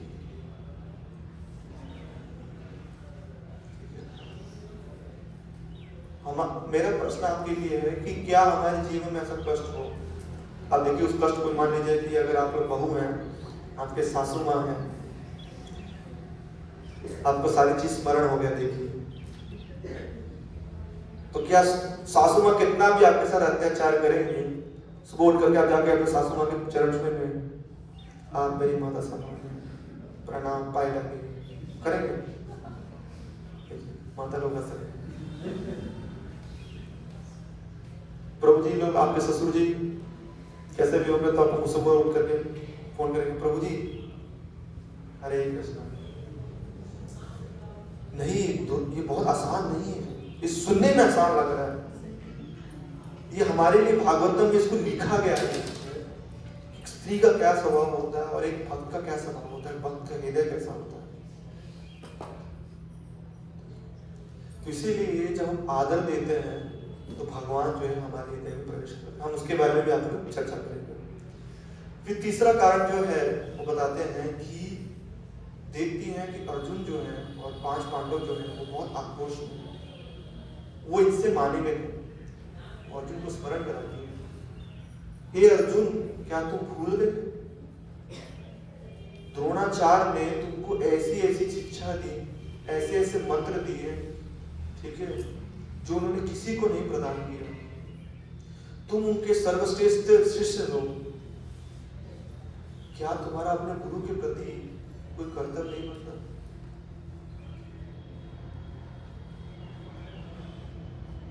अब तीसरा संदेश इसमें यह है, जब हमें गुस्सा आए ना, जब हमें क्रोध आए, गुस्सा आए, उस समय हमें सबसे पहले क्या करना चाहिए? पॉज लेना चाहिए। हमें 1 सेकंड के लिए, मैं क्या करता हूँ, मैं प्राणायाम करता हूँ, 1 सेकंड के लिए सांस लें, एक पॉज, और अपने मन को सांस पे केंद्रित रखते हैं। एक पॉज लेकर के ट्राई टू रिमेंबर, आप ग्रेटिट्यूड, कृतज्ञता याद करिए कि उस व्यक्ति ने मेरे लिए किया क्या है। आज व्यक्ति वो गलत है, इस समय में उसने बहुत बड़ी गलती की है, उसको सजा मिलनी चाहिए, लेकिन उस क्षण के लिए अपना क्रोध के आवेश में आप गलत कार्य कर सके, उससे लिए कुछ क्षण पे हमें ग्रैटिट्यूड रखना चाहिए उस व्यक्ति के प्रति मत रखें। तो वो बता रही है कि तुम याद करो कि द्रोणाचार्य ने तुम्हारे लिए क्या किया, तुम्हारे गुरु ने तुम्हारे लिए क्या किया। तो यहाँ पे वो न्यायम के बारे में बताती है। फिर चौथा बताती है, वो सोचती हैं कि अब ये जो है उनका ये प्रश्न होगा, वो तो मेरे गुरु ने किया था, ये तो इनका पुत्र है, तो मैं इनको क्यों छोड़ूं, अश्वत्थामा ने मेरे लिए क्या किया। तो यहाँ पे बहुत अच्छे बताती हैं कि एक जो पुत्र होता है वो अपने पिता को रिप्रेजेंटेट करता है। जब पुत्र जब बड़ा हो जाता है तो अपने पिता को रिप्रेजेंटेटिव करता है, ठीक है। और जब वो पुत्र छोटा होता है तो उसके अंदर अपने पिता की सारी गुण होती है जन्म से। तो इस चीज में बड़ा अच्छा राधा गोविंद महाराज से मैंने सुना, राधा गोविंद महाराज बता रहे थे, हमारे शास्त्रों में लिखा है कि जो एक माँ होती है, पत्नी होती है, जो माँ होती है, तो वो क्या करती है, अपने पति को ही पुनर्जन्म देती है पुत्र के रूप में। इसीलिए जो पत्नी है उनको जाया बोला जाता है। जाया का अर्थ यह है जो अपने पति के स्वरूप को एक पुत्र के रूप में दोबारा जन्म देती है। तो वो क्षमता होती है एक स्त्री के अंदर। तो बोल रही है कि ये मत सोचो कि ये अश्वत्थामा जो है वो द्रोणाचार्य से अभिन्न है, इनके अंदर द्रोणाचार्य की वो सारे गुण हैं, सारे क्वालिटीज हैं, ठीक है। तो अगर तुम उनको आदर देते हो, उनके बारे में सोचते हो, तो तुमको उनके पुत्र के बारे में सोचना चाहिए, ठीक है। फिर जो सोचती हैं कि अब इस समय सिचुएशन में अब क्या किया जाए, क्योंकि मेरे इतने समझाने के बाद भी जो अर्जुन जो है, जो भीम जो है, नकुल सहदेव और युधिष्ठिर थोड़ा तब भी समझ रहे थे, लेकिन अर्जुन और जो भीम है, स्वयं वासुदेव जो भी है, उसमें कन्विंस नहीं थे। तो उनको मालूम है कि भगवान जो कृष्ण है उन्होंने इस वर्णाश्रम धर्म की स्थापना की, ब्राह्मण क्षत्रिय वैश्य शूद्र, ठीक है। तब वो आती है वर्णाश्रम धर्म को याद दिलाती है, किसको, वसुदेव को और अर्जुन को, कि ठीक है आप क्षत्रिय हैं, एक क्षत्रिय के लिए क्षत्रिय के ऊपर जो एक ब्राह्मण होता है, कम से कम इसलिए नहीं कि वो द्रोणाचार्य है, इसलिए नहीं कि वो द्रोणाचार्य के पुत्र है, इसलिए नहीं कि आप उनके प्रति कृतज्ञ हैं, कम से कम आप क्षत्रिय हैं तो आप ये तो सोचिए कि वो ब्राह्मण है, और एक क्षत्रिय एक ब्राह्मण का कभी निंदा नहीं कर सकता, कभी उसको मार नहीं सकता। कभी इतिहास में ऐसा नहीं हुआ है कि क्षत्रिय ने कभी किसी ब्राह्मण को मारा, ठीक है। फिर देखते हैं कि अब ये इतना सब कुछ बोलने के बाद भी, देखिए इसको समझिए, द्रौपदी जी कर क्या रही है। द्रौपदी जी चाहती हैं कि अर्जुन से कुछ अनर्थ ना हो, इस 5 पांडव से जो उनके पति हैं उनसे कुछ अनर्थ ना हो। तो यहाँ पे वो बहुत सिस्टमैटिकली उनको समझा रहे हैं। तो हमारे जीवन में जब ऐसी कन्फ्लिक्टिंग सिचुएशन हो, जब ऐसा परिस्थिति हो, मंदिर में कभी ऐसी परिस्थिति हो, घरों में कभी ऐसी परिस्थिति हो, या तो परिवार के बीच ऐसी परिस्थिति हो, तो हम क्या होते हैं, हम एक पक्ष ले लेते हैं और हम बायस्ड हो जाते हैं, और हम हाँ ये गलत है, ये तो गलत है। यहाँ पे द्रौपदी जो है एक बहुत मैच्योर डिवोटी जो है उनका रोल प्ले कर रही है। इस क्रोध में, इस आक्रोश में कृतज्ञता याद करना इतना आसान नहीं है। इसीलिए द्रौपदी का नाम मालूम है आपको क्या है? द्रौपदी को क्या बोलते थे? कृष्ण। किसको मालूम है द्रौपदी को कृष्ण बोलते थे? क्यों बोलते थे द्रौपदी को कृष्ण?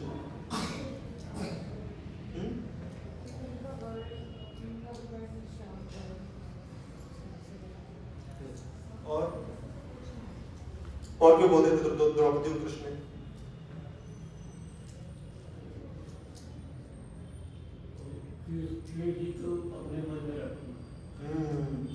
तो ये आपका नाम? हाँ, अजीत जी। तो द्रौपदी का नाम कृष्ण है क्योंकि उनका द्रौपदी, अर्जुन और कृष्ण का जो वर्ण है एक जैसा है, श्याम वर्ण है। दूसरा, अर्जुन और द्रौपदी जो है दोनों के हृदय में निरंतर कृष्ण है, उनको कृष्ण के अलावा किसी और का स्मरण ही नहीं। यहाँ श्रीला प्रभुपाद बहुत अच्छे बोलते हैं कि एक स्त्री जो होती है उसके अंदर डिस्क्रिमिनेशन पावर, मतलब भेद करने की जो शक्ति है इतनी नहीं होती। उसके अंदर एक भेद करने की शक्ति जो होती है एक बालक जैसी होती है, और एक जो पुरुष होता है उसके अंदर डिस्क्रिमिनेशन पावर सबसे सही होता है। तो एक स्त्री के बाद में आकर के पुरुष को कार्य नहीं करना चाहिए, क्योंकि स्त्री का जो स्वभाव है वो स्वाम स्वभाव होता है। उसके अंदर हमेशा प्रेम, कृतज्ञता, काइंडनेस जो होता है वो हमेशा रहता है। लेकिन यहाँ पे क्योंकि द्रौपदी कह रहे हैं ये चीज, इसलिए वासुदेव भी सुन रहे हैं, अर्जुन भी सुन रहे हैं, युधिष्ठिर भी सुन रहे हैं, नकुल भी सुन रहे हैं, समस्त लोग सुन रहे हैं। क्यों? क्योंकि द्रौपदी जो है वो एक साधारण कन्या नहीं है, स्त्री नहीं है, वो कृष्ण है, जिसने कृष्ण को अपने हृदय में वास कर दिया। ठीक है, तो फिर वो बोलती हैं कि अगर इतनी है, कम से कम आप लोग मेरे बारे में सोचिए कि मेरा कष्ट जो है वो इतना ज्यादा है। एक पुत्र को कि विरह मुझे इतना कष्ट हो रहा है। द्रोणाचार्य के जाने के बाद कृपि जो है वो एक विधवा है, वो अभी भी उनके आंख के अश्रु जो है वो सूखे नहीं, उनको अभी भी कष्ट हो रहा है। अगर अभी हम अश्वत्थामा को भी तो मार दोगे तो वो क्या कष्ट होगा। और मुझे उस कष्ट का अनुभव है, मैं उस कृपि के आने वाले उस कष्ट को अनुभव कर सकूं, उस पीड़ा को अनुभव कर सकूं। तो यहाँ द्रौपदी उनको रोकने के लिए स्वयं पे लेती, क्योंकि वो है तो उनके पति ना, कहीं अगर वो ये नहीं सुनेगा तो कम से कम द्रौपदी के कष्टों को समझेंगे तो शायद उनको क्षमा कर दें। ठीक है, फिर धर्मराज युधिष्ठिर को समझाने के लिए, वो धर्म राज है, तो उनको मालूम है कि मैं जो भी कुछ कह रही हूँ ये मेरे भाव है, नीति के हिसाब से ये सही नहीं है, गलत है।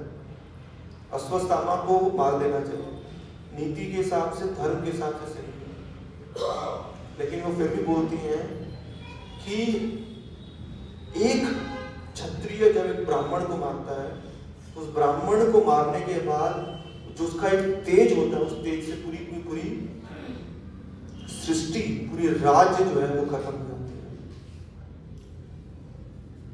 पहले देखिए, पहले बोल रही हैं कि आप अपने गुरु को स्मरण करिए, फिर गुरु के किए हुए कार्यों को, कृतज्ञता को स्मरण करिए, फिर गुरु का जो पुत्र है वो गुरु से भिन्न है उसको स्मरण करिए। नहीं तो कम से कम सोचिए कि उनकी माताएं जो हैं उनको कष्ट होगा, उनको नहीं समझ पाए तो सोचिए मुझे कष्ट होगा। अब लास्ट में बोलते हैं मुझे नहीं तो कम से कम अपनी प्रजा के बारे में सोचिए। अगर आप एक ब्राह्मण को मारेंगे पूरी प्रजा विध्वंस हो जाएगी, उनको कष्ट होगा। क्योंकि उसमें युधिष्ठिर महाराज राजा है, तो राजा जो है वो हमेशा अपने प्रजा के बारे में सोचता है, अपने परिवार से ज्यादा किसके बारे में सोचता है? प्रजा के बारे में। द्रौपदी कितनी इंटेलेक्चुअल है उस स्थिति में भी, और वो समझा रही है, तो उनको बोलती है कि आपने प्रजा के बारे में सोचा, सरकार मत करिए।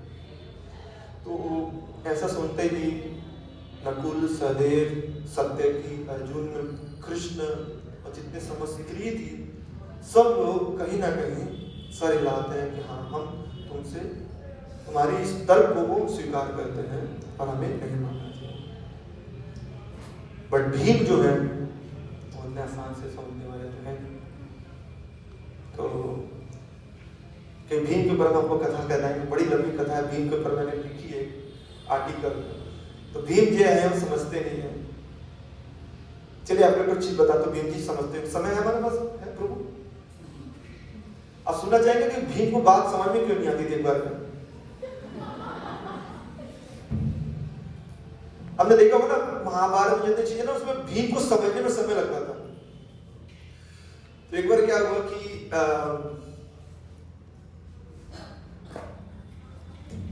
दुर्योधन और भीम के बीच में लास्ट में गदा युद्ध हो रहा था, ठीक है।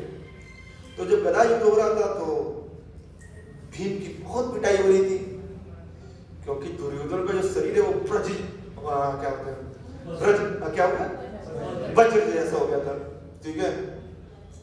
और उसको कुछ भी करता उसको फर्क नहीं पड़ता, लेकिन जब दुर्योधन एक मारता तो भीम फेंका जाता, तो बड़ा कष्ट में था।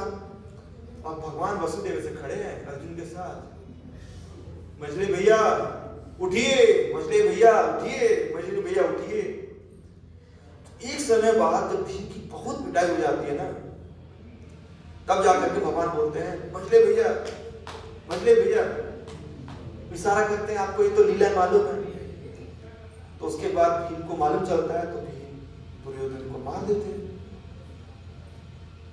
तो जब वो भीम को मार देते हैं तो उसके बाद शाम को उनका हड्डी पट्टी सब टूटा फूटा रहता है, बिखरे रहते हैं। तो भीम आके पूछते हैं वसुदेव से, ये बताइए कि जब आपको ये मालूम था दुर्योधन को कैसे मारना है, तो आपने इतनी मेरी पिटाई करवाई क्यों पहले, ठीक है। और पिटाई भी करवाई, ठीक है, उसके बाद लास्ट में बताए भी बहुत लेट, ऐसा क्यों। तो किसी को उसका कारण मालूम है, किसी को? भगवान बताते हैं हमको एक कारण। तो देखिए भीम जी आप जो है ना, प्रतिज्ञा लेने में बहुत आगे रहते हैं, ठीक है। मैं वहां स्वयं खड़ा रहता हूं, लेकिन आप प्रतिज्ञा हमसे पहले ले लेते हैं। तो हमको लगा कि शायद आपको अपने बल पे पूर्ण विश्वास है, तो आप ये कर ही लेंगे। तो पहला कारण बताते हैं भीम का अहंकार। भगवान चाहते थे कि भीम को यह अनुभव होना चाहिए कि दुर्योधन एक साधारण व्यक्ति है, भीम से भी शक्तिशाली। दूसरा बताते हैं भगवान कि भीम जी पिछले जन्म में आप सब लोग का जो जन्म है वो बनारस में हुआ था, ये सच है। आप सबका जन्म जो है वो बनारस में हुआ था। और आप लोग रविवार के कार्यक्रम में 7:30 बजे के कार्यक्रम में आप लोग 8 बजे, 8:30 बजे, 9 बजे आते थे, और मैं यहाँ खड़ा होकर के मैं आपकी प्रतीक्षा करता था। तो कहते हैं कि आप एक कदम लेते हैं, भगवान 100 कदम लेते हैं। भगवान ने 3 कदम में तो तीनों लोग ले लिया। तो अगर आप सोचिए 1 मिनट लेट आते हैं, प्रतीक्षा करवाते हैं भगवान को, तो भगवान कम से कम 100 मिनट की प्रतीक्षा करवा सकते हैं आने में, है ना, बनता है। तो इसीलिए जब भागवत कथा हो ना, जो भगवान को समय दे दिया है कि रविवार को 7:30 बजे भगवान के चरण में हमें प्रेजेंट होना है, तो जितना लेट करते जाएंगे वो पूरे जीवन में ऐड करते ये करते ये करते ये करते ये, भगवान उसको फिर 100 गुना मल्टीप्लाई कर देंगे। और फिर ये तो मनुष्य लोगों का काल है, अगर ब्रह्म लोग को हिसाब से करेंगे तो कितना जन्म हो जाएगा। तो इसलिए लोग बोलते हैं अरे भगवान हमको आते क्यों नहीं है, भगवान का नाम जप करें। तो भगवान आएंगे, लेकिन जितना हमने डिले किया है तो भगवान उसका 99 टाइम्स मल्टीप्लाई कर रहा है। इसीलिए भगवान के सामने समय पे आना चाहिए। इसलिए भगवान भीम को बोलते हैं कि बहुत ऐसे समय में तुम हमेशा लेट पहुंचे हो, क्योंकि तुम बिजी थे खाने में, तुम्हारी प्रवृत्ति जो थी वो खाने की थी, इसलिए तुम हमेशा लेट रहे हो। तो इस बार थोड़ा मैं लेट रह गया। तो ऐसे करके इसीलिए जो भीम जो है वो चीजें समझ नहीं पाते थे, क्योंकि वो हमेशा जहाँ पे इंपॉर्टेंट डिस्कशन होता था ना, युद्ध की स्ट्रेटेजी, कहीं भी स्ट्रेटेजी डिस्कस होती तो भीम हमेशा लेट रहते थे, क्योंकि उनको खाने में समय लगता था। तो भीम जो है उसको डिसएग्री हो जाता है। तो भगवान देखते हैं कि अब जो है, अब स्थिति जो है वो गड़बड़ होने वाली है, क्योंकि 4 लोग एक तरफ हो गए हैं, लेकिन भीम अकेला जो है वो अग्री नहीं कर रहा। अब क्या जाए? तो हमें भगवान से ये सीखना चाहिए। भगवान आते हैं और भगवान बोलते हैं कि हे अर्जुन, क्योंकि अश्वत्थामा किसके हाथ में? अर्जुन के हाथ में। हे अर्जुन, क्योंकि ये ब्रह्म बंधु है। ब्रह्म बंधु मतलब जो ब्राह्मण के पद से भटका हुआ बंधु है, क्योंकि ये मर्डरर है, इसने हत्या की है, ठीक है। और कारण बताते हैं, ये कारण से इसका मृत्यु निश्चित है, इसको मारना ही चाहिए। लेकिन द्रौपदी युधिष्ठिर के हिसाब से भी इनको क्षमा भी करना चाहिए, ठीक है। तो तुम ऐसा कार्य करो, ठीक है, ताकि दोनों को तुम खुश कर सको, धर्म की आज्ञा भी कर सको और उदारता भी दिखा सको। अब देखिए ये कार्य जो है फिर अर्जुन पे आ गया। हम हमेशा क्या होते हैं, हम अपने जीवन में विन लूज सिचुएशन में होता है। मानिए 2 पक्ष है, 2 पक्ष में बीच में विरोध भाव स्थिति है। तुम्हारे यह है कि उसको हरा दो तो हम जीत जाएंगे, या तो हम दोनों हार जाते हैं। लेकिन यहाँ भगवान हमें जीवन सिखाते हैं कि हमें कैसे विन विन सिचुएशन, कैसे आप भी जीते हम भी जीते, वैसे स्थिति क्रिएट करनी चाहिए। इसीलिए कभी अगर आप जीत गए दूसरे को हार करके, तो आप हार गए, ये याद रखिए। मैनेजमेंट में जो लोग हैं उनको भी लिख लीजिए इसको। अगर आप दूसरे को हरा करके आप जीत गए, तो आप कुछ क्षण के लिए आप जीत गए, लेकिन आप हार गए, क्योंकि भगवान प्रसन्न नहीं हुआ। अगर आप उसको हरा करके खुद भी हार गए, तो आप भगवान प्रसन्न नहीं हुए। भगवान तब प्रसन्न होते हैं जब दोनों पक्ष जो है वो विन-विन होती है। तो यहाँ भगवान जान रहे हैं कि एक स्त्री का भाव है, एक स्त्री के मन के किए हुए कार्य को नहीं करना चाहिए। चाणक्य पंडित बोलते हैं कि स्त्री के मन के कार्य से कभी भी एक इंपॉर्टेंट डिसीजन नहीं लेना चाहिए, ठीक है। जहाँ युधिष्ठिर धर्मराज है, ठीक है, जहाँ अर्जुन है, इन भगवान, क्योंकि वो द्रौपदी जो है कृष्ण है, वो एक उदाहरण सेट कर रहे हैं, इसलिए बोलते हैं। तो अर्जुन क्या करते हैं उस सिचुएशन में, वो समझ जाता है। तो वो क्या करते हैं, अश्वत्थामा के सारे बाल को छीन लेते हैं और उनको गले में जो रस्सी बांधा होता है और उनकी जो मणि है उसको निकाल देते हैं, और फिर उसको बेइज्जती पूर्वक उनको अपने पूरी की पूरी इंद्रप्रस्थों को बाहर निकाल देते हैं। तो एक ब्राह्मण जो होता है, उसकी जो धन होता है, उसका 2 चीज होता है, उसका सम्मान और उसकी शक्ति। अगर ब्राह्मण से 2 चीज ले लिया जाए तो वो एक मृत के समान है। तो जो मणि है वो अश्वत्थामा की शक्ति थी, वो निकाल लिया गया। दूसरा, उसको इंसल्ट किया गया, सारी सभा में इंसल्ट करके उसको अपने देश से निकाल दिया गया, तो उसका इंसल्ट हो गया, तो वो एक मृत के समान हो गया। तो ब्राह्मण को ऐसे करके उस अश्वत्थामा को नहीं मार करके भी मार दिया। तो उसने द्रौपदी को भी और बाकी पांडवों को भी खुश रखा, और भीम और कृष्ण जो चाहते थे कि उनको मारा जाए, उनको खुश रखा। कई लोग कहते हैं कि क्या ये डिसीजन सही था, क्या चाहे कुछ भी कारण द्रौपदी ने बताया हो, लेकिन अश्वत्थामा ने गलत किया तो उसको मार देना चाहिए। ऐसा जब स्वयं भगवान कहते हैं तो मतलब ये सही है। भगवान ने स्वयं आगे से लेकर बात तक बोलते हैं कि तुम उसको मार देना चाहिए, लेकिन यहाँ स्वयं भगवान इंडिकेट कर रहे हैं अर्जुन को कि तुम ऐसा डिसीजन लो जिसमें दोनों हो, क्योंकि भगवान हमें यहाँ से एक और शिक्षा देंगे आगे। यही जो अश्वत्थामा है, छूटने के बाद आपको मालूम है फिर से ये ब्रह्मास्त्र छोड़ते हैं, जो कि उत्तरा के गर्भ में परीक्षित महाराज के लिए छोड़ते हैं। ये अनुभव कराने के लिए, एहसास कराने के लिए कि आप जो गलती भी कर रहे हैं, लेकिन आप उस गलती को भी स्वीकार करते हैं। मुझे प्रसन्न करने के लिए वो गलती है, मेरे भक्तों को प्रसन्न हो रहे हैं गलती है।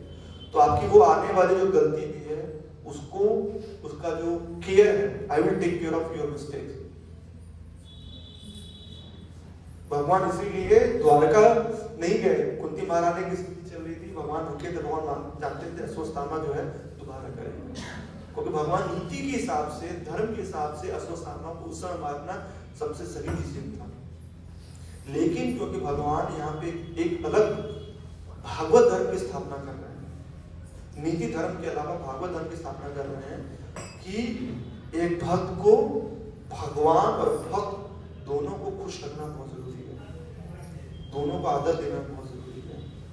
उसमें डिसीजंस रॉन्ग भी होंगे और भगवान ही उस डिसीजंस को, रॉन्ग डिसीजन को राइट करते हैं।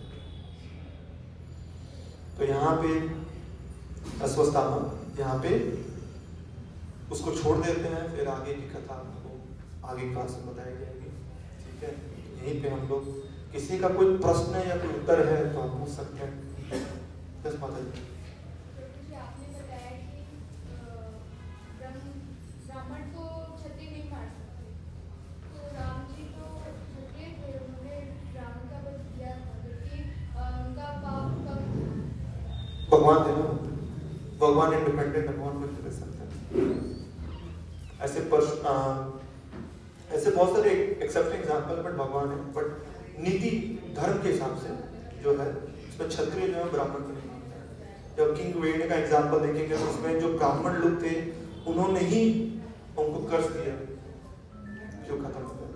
तो नॉर्मली क्या होता है कि जो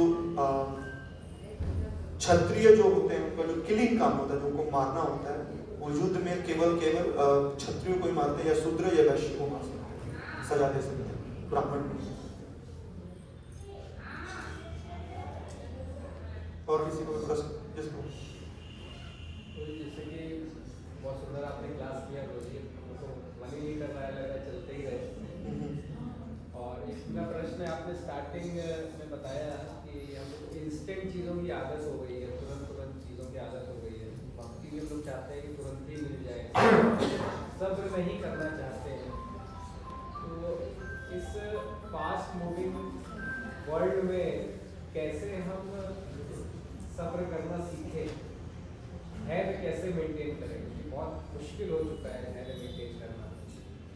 इस पे तो 2 घंटा क्लास हो जाएगा। 2 मिनट में आप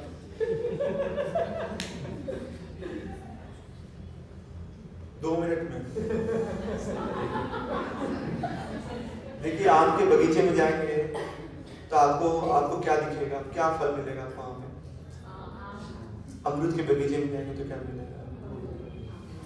तो अगर आपको इस फास्ट पेस्ड वर्ल्ड से बाहर निकलना है तो आपको क्या करना पड़ेगा? आपको वहां जाना पड़ेगा जहां फास्ट पेस्ड नहीं है। इसको मैं विज्ञान पे तो समझाता हूँ, विज्ञान के थ्रू। आप ये सोचिए कि हमारा जो मन है, थोड़ा टेक्निकल है, लेकिन मैं भगवत गीता को उसके समझा रहा हूँ। हमारा ये जो मन है, इस मन को सोचिए खेत है। उस खेत में जितने विचार हैं वो एक बीज की तरह है, और आपकी जितनी शक्ति है, जितनी ऊर्जा आपके पास देनी है, वो इस जल की तरह उसमें काम करती है। तो एज पर विज्ञान, साइंस के हिसाब से हमारा जो मन है, मन जो है वो एक दिन में 60,000 से भी ज्यादा थॉट्स, जो विचार हैं, उसको प्लांट करते हैं हमारे मन में। जैसे आप सुबह उठ के आपने कुछ देखा, आपने कुछ सुना, आपने कुछ बोला, किसी को सुना, जितने भी कार्य होते हैं उसमें एक थॉट्स होते हैं, विचार होता है। वो विचार क्या होते हैं? हमारे मन रूपी खेत में वो बीज की तरह लग जाता है, और जब हम उसमें समय व्यतीत करते हैं, उसको जल देते हैं, जितना समय व्यतीत करते जल देते हैं, तो विचार वो बड़े होते जाते हैं। एक समय बाद क्या होता है कि जब वो बड़े हो जाते हैं, जिस विचार को आपने बहुत पहले बोया था, आज से 10 साल बाद वो विचार फुलित हो जाते हैं, तो फिर आपका वो स्वरूप बन जाता है।